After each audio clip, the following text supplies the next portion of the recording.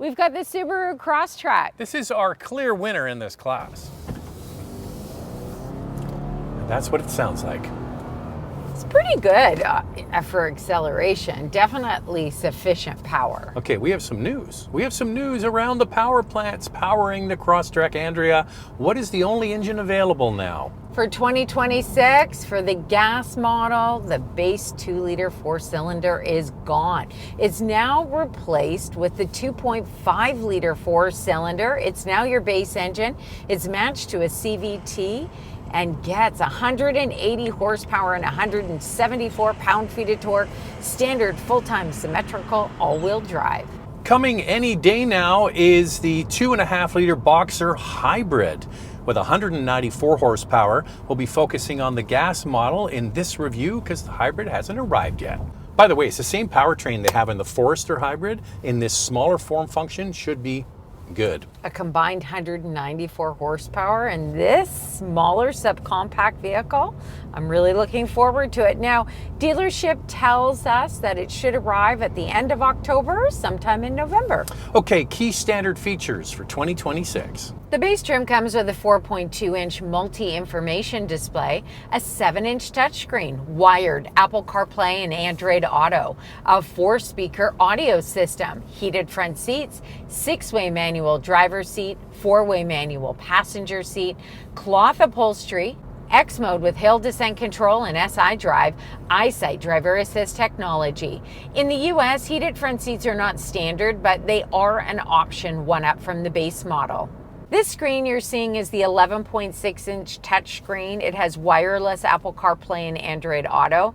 This screen is available on every trim above the base model. The base model screen gets wired Apple CarPlay and Android Auto. At the very beginning, I said this is our kind of top choice for this, and I still stand by this, Andrea. I think that the Crosstrek ticks way more boxes than it misses for people looking at a subcompact utility. Do you agree? Yeah, it's so versatile because of that hatchback style design. It's practical, it's easy to get in and out of because of the greater ground clearance. And if you get the Wilderness model, you get even more ground clearance. It's just comfortable. It's easy to drive in the city. Every time I get in a Crosstrek, I say to Zach, boy, I really like this. Yeah, and you know what? It's been a couple of years. We drove it when this latest model was launched, and it's been a while, so we reached out to Subaru and said, we'd like to get in the Crosstrek, and all of that stuff is still true. What really stands out to me after driving it now for a few days, it's just so easy to live with. It's comfortable, the seats are comfortable,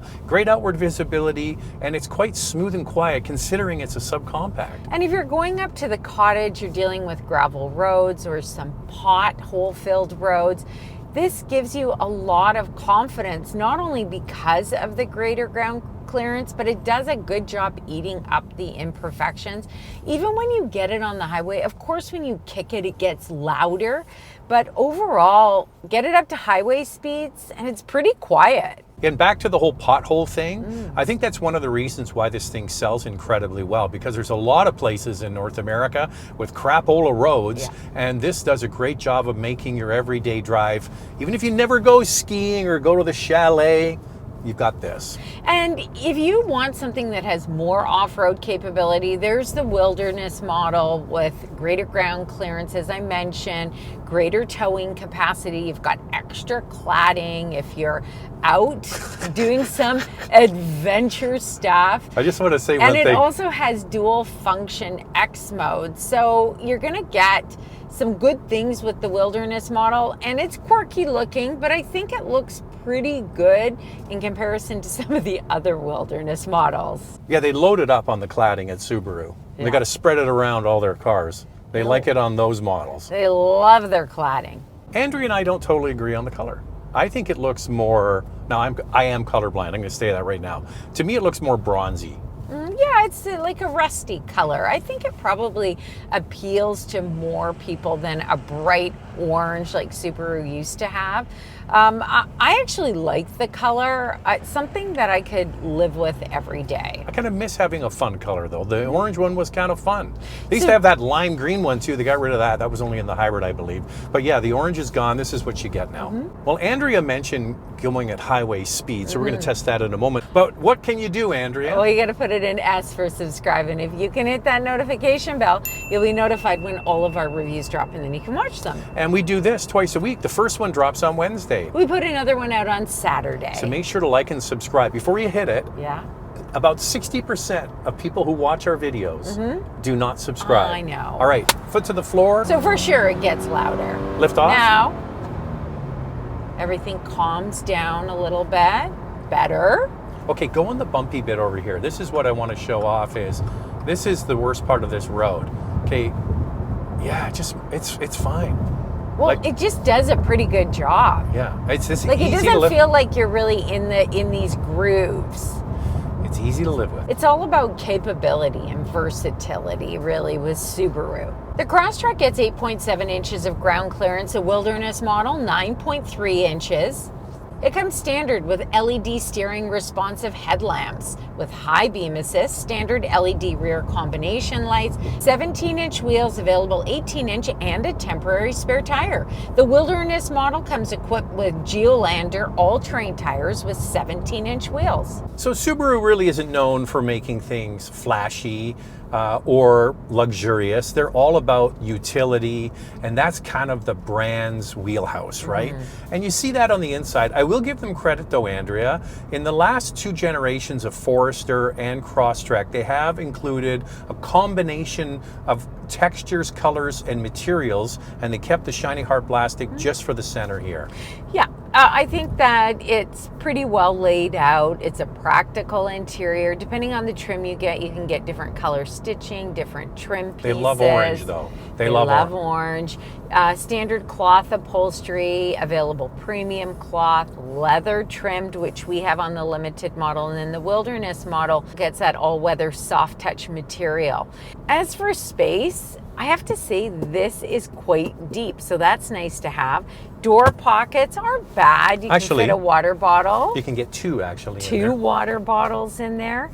You know what I don't like? These cup holders. Some of you have complained that they're not big enough for a large water bottle, but guess what? They flop around. They flop around with a coffee, and we're spilling everywhere.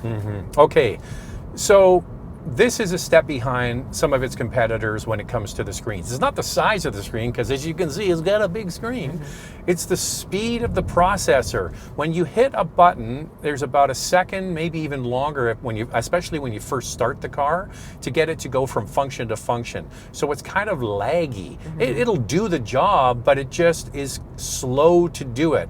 We hear a lot of people who have this car and other Subarus with this head unit, they complain about that. Yeah, another thing they don't like is that many of the functions are now done in the screen. Now there is a tab for climate control at the bottom of the screen that stays on at all times, but I get it. They would prefer to have lots of buttons. Good news is your heated seats, you have a switch here at the center console, so you don't have to go into the screen. Okay, I just want to say one thing about the buttons and switches. You do have outboard of the screen temperature up and down. You have your front and rear defrost, and you have volume and tuning. Those are all outboard of the screen. Now the hybrid gets a 12.3-inch digital driver display. Some of you were asking, when will this limited model get it? I don't know, but it is a feature that is on the hybrid model. Yeah, they also have that in the Forester hybrid, the new digital instrument cluster. These are incremental changes they can make. I don't think this radio is going anywhere though. One thing I am disappointed in, I don't care that this is a manual seat, but it's 4-way. I would like a height adjustment, because I feel like although this offers great ground clearance, I'm still feeling like I'm sitting lower to the ground. See, I've found it too high. See, so you need it too for yourself. Even if it's a ratchet system, we need something. We did ask Subaru about this. They tell us, because we're always complaining about not having it, that it's not a priority for their customers. I disagree with that. I would say that, you know, like that ratchet style seat assembly has been in play since the 90s with Volkswagen. They're not reinventing the wheel there. Come on, that should be included. I totally agree. I would like to see it here. And you guys chime in and let us know if you were considering a Crosstrek. Would that bother you? I think those sorts of comments would be helpful if Subaru is watching. The more comments we get around the seat, the better feedback goes to Japan. Yeah. Available features on Crosstrek include navigation, 10-speaker Harman Kardon sound system, wireless charger, heated steering wheel, 10-way power driver seat with 2-way lumbar support and a sunroof. Now for our US viewers, remember you didn't get a heated steering wheel? Well, they've added it for 2026. This is my favorite kind of sunroof. Look at that.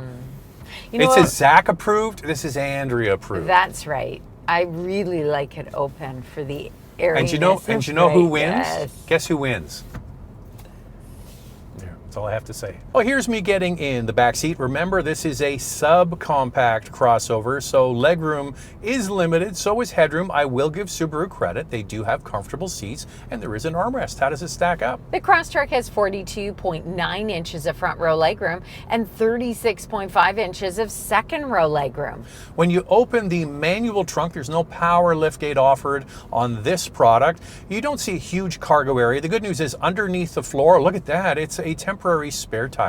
Cargo space behind the second row is 19.9 cubic feet, and overall cargo space is 54.7 cubic feet. Okay, stick around after questions because in our hot topic, we jump into hybrid. Time now for questions, coffee, and cars. Your questions from Instagram. Is the gas model built in the US? Is the hybrid built in Japan? Will the two models be closer in pricing due to tariffs? Depends on where you live. Yeah. In Canada, coming from Japan, gas and hybrid. In the US, the gas model is made in Indiana and the hybrid is made in Japan. I had to double check that through a US press release. So will tariffs affect it? Well, yeah, tariffs are definitely going to be affecting the Japanese-made ones, but they have shifted production of more vehicles into the United States. That factory used to be co-produced with Toyotas. Yeah. They used to make Toyotas and Subarus on the same line. Now they're just doing Subarus there, so they have more capacity. I pulled the pricing for you in the US for the hybrid. There is no 2026 Canadian pricing for the gas model or the hybrid yet. So for the sport hybrid, it's starting at just under $34,000 US, and the limited hybrid just under $35,000. That's Expensive. MSRP. So compared to something like the Corolla Cross Hybrid, that is more money. The Corolla Cross Hybrid in the US ranges between just under $29,000 to just over $33,000. Checking this one for next year lease or purchase versus the Mazda CX-5 GS, which is more comfortable for road trips. We usually do highway driving and sometimes take a trip to the cabin. I think Subaru doesn't have tire pressure monitoring system. Well, you're talking about apples and oranges. Really orange because it's orange. Yes, so the Mazda or the Mazda is a bigger vehicle, and the new upcoming one is bigger than the current one. So if you're thinking about comfort on long trips, a larger vehicle with a longer wheelbase will be better. But this one would be good if you have gravel roads. The only thing about the CX-5, and of course we haven't driven the new one, but if we're talking about the previous generation, the seats aren't that comfortable and they don't offer a lot of thigh support, whereas this is much better thigh support wise. So I'm hoping the new one will be more comfortable, but yeah, bigger. So it would be a better, longer road trip vehicle. As for the tire pressure monitoring system, Canada does not get it on any Subaru model except Solterra. In the US, you can get it on Crosstrek. Hey, if you want to get a question in for a future episode, don't forget to follow along on Instagram. It's Motormouth_Andrea, and you also see what's going on behind the scenes. For me, it's Motormouth_Auto, and the links are in the description. When will the Crosstrek get the new head unit like the incoming Outback? I think it's going to be when it's a full model refresh. They don't typically do incremental changes at Subaru very much. If it is, it's like even when this one it came out with a whole new one. Could you tell it was new from 10 paces? No, this is really slow and laggy, this infotainment system. It's definitely not my favorite, but look, they just produced a hybrid with this same infotainment system. So I don't see any changes for a couple of years with this one to get the new head unit. Now, Subaru doesn't talk to us about future models, and they certainly don't talk about features that are going to be added. I wouldn't bet this one is going to be in market for probably 5 to 7 years. And now it's time for our hot topic. What's this one, Andrea? Subaru people are loyal, so they must be doing something right. I'm really curious to see how the hybrid is and how different the fuel economy will be. This is a pretty great small vehicle option in the market. So Subaru uses a modified hybrid system. Parts of it are borrowed from the Toyota system, but it doesn't get the same kind of fuel economy as the Toyota hybrid system because it does have a drive shaft that connects the rear wheels.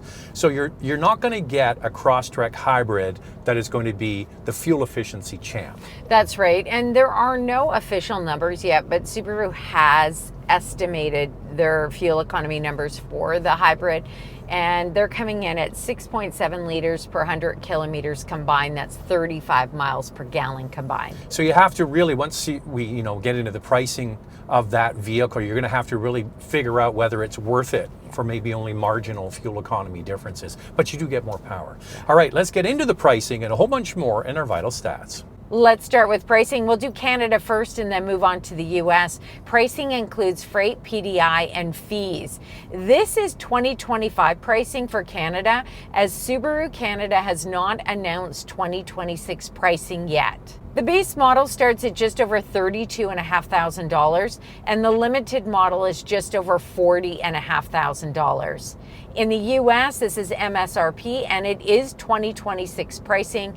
The base model is just under $27,000, and the limited model is just under $33,000. Here's the 2.5 liter fuel economy, 8.9 liters per 100 kilometers city, 7.2 on the highway. That's 27 miles per gallon city, 33 on the highway. The Crosstrek can tow 1,500 pounds, and the Wilderness 3,500. The warranty is 3 years, 60,000 kilometers or 36,000 miles. Okay, we're going to get into some competitors. These are the base models, the gas trims, and how much they cost. For your consideration, 4 vehicles for you to consider. Up first is the Toyota Corolla Cross with a 2-liter 4-cylinder, 169 horsepower, and a starting price just over $31,500. The Kia Seltos with a 2-liter 4-cylinder, 147 horsepower, and a starting price of $28,500. Volkswagen Taos with a 1.5-liter turbocharged 4-cylinder, 174 horsepower, and a starting price of $31,500. The Honda HR-V with the 2-liter 4-cylinder, 158 horsepower, and a starting price of $33,000. So there are 4 subcompact crossovers for you to consider. Lightning round, 2 things we like, 2 things we like to see improved. I like the functionality the Crosstrek offers. I just enjoy driving. It's easy to live with. I'm going to need a height adjustment here, even if it's a manual one. Okay, if you're going to keep the screen, maybe improve the processing speed. That they could do. All right, there it is. It's the Crosstrek. What do you guys think? Do you still like this product? Let us know. Thanks for watching, and if you like what you see, subscribe. We'll see you next time.